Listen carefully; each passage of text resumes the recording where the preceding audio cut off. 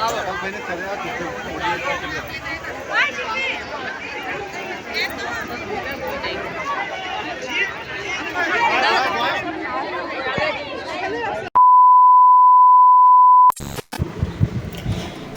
Everyone, Radhe Radhe. সবাই কেমন আছো? আশা করি সবাই ভালোই আছো।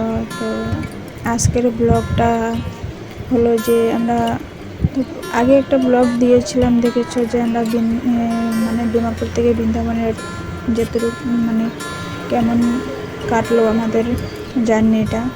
তারপরে এরপরে এটা আমরা যে চলে গেলাম যে বৃন্দাবন, দিল্লির থেকে ট্যাক্সি করে যাওয়া হচ্ছে যে বৃন্দাবনে যাওয়া হচ্ছে। তো ওইদিকে বৃন্দাবনে গিয়ে এখানে রাস্তাগুলো দেখতে পাচ্ছি, রাস্তাঘাটগুলো অনেক সুন্দর, দেখতে এত আনন্দ লাগছে।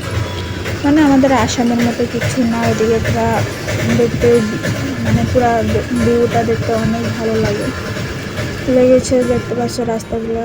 এটা তো ভিডিওটা স্কিপ। তারপরে আমরা রাত্রে এখানে গিয়ে ফ্রেশ হয়ে আমরা চলে গেলাম যে ফার্স্টে আমরা প্রেম মন্দিরে গিয়েছি। ওখানে রাত্রে লাইটিংটা, আমরা রাত্রে 7টার দিকে আমরা প্রেম মন্দিরে চলে গেলাম দেখতে। এখানে লাইটিংটা অনেক সুন্দর,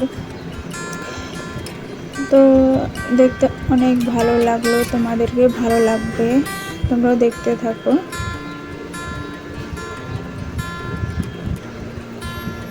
ফার্স্ট বৃন্দাবনে প্রেম মন্দিরে গিয়ে মনটা এত আনন্দ লাগলো দেখে, আমরা তো মানে কি খুশিতে মানে এত ভালো লাগলো, অনেক খুশি হয়েছে দেখে, মুখের এবার দাও এত সুন্দর।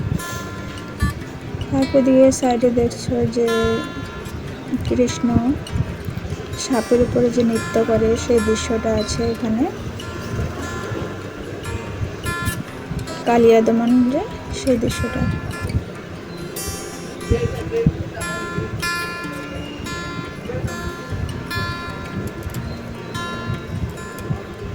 দেখতে পাচ্ছ লাইটিংটা কি সুন্দর, একবারে এক রং বদলায় লাইটিংটা।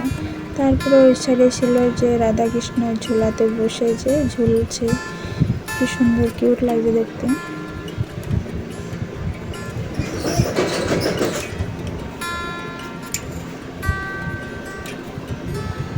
আর সাইডে সখীদেরকে নিয়ে, সাইডে সখীরা নৃত্য করছে, ওরা রাধা কৃষ্ণ ঝুলাতে বসে ঝুলছে।